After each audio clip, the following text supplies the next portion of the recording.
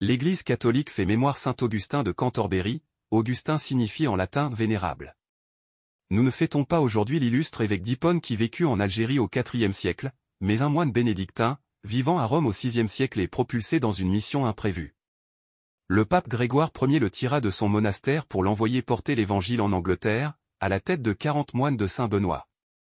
En juin 597, Augustin et son équipe intrépide traversent la Gaule en passant par l'île de Lérins et Paris. Ayant débarqué dans l'île de Thanet à l'embouchure de la Tamise, Augustin convertit en peu de temps le puissant roi de Kent et Ethelbert. Il fonde les 3 évêchés de Cantorbéry, Londres et Manchester. Il deviendra le premier évêque de Cantorbéry, demeuré siège primatial de l'église anglicane.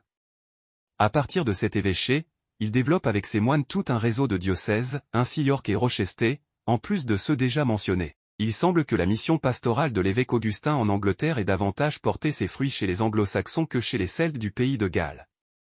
En effet, ceux-ci furent choqués par son manque de tact et ses manières hautaines.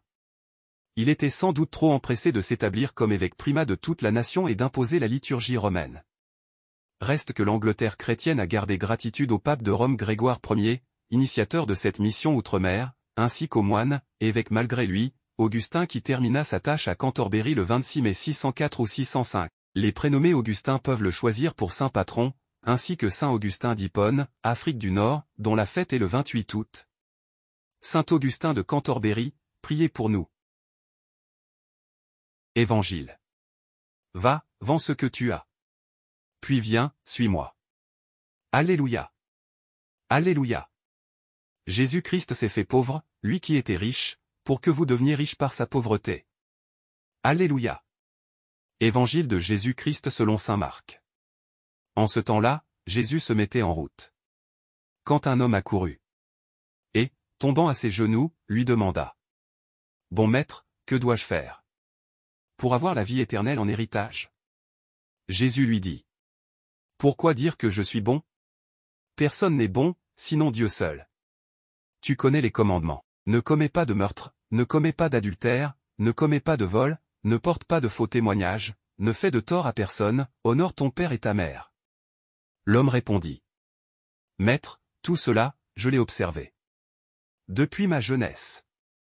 Jésus posa son regard sur lui, et il l'aima. Il lui dit.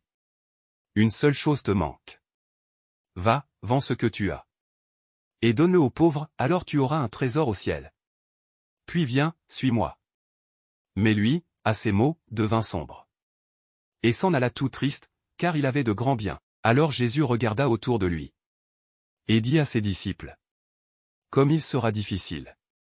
À ceux qui possèdent des richesses. D'entrer dans le royaume de Dieu. Les disciples étaient stupéfaits de ces paroles. Jésus reprenant la parole leur dit.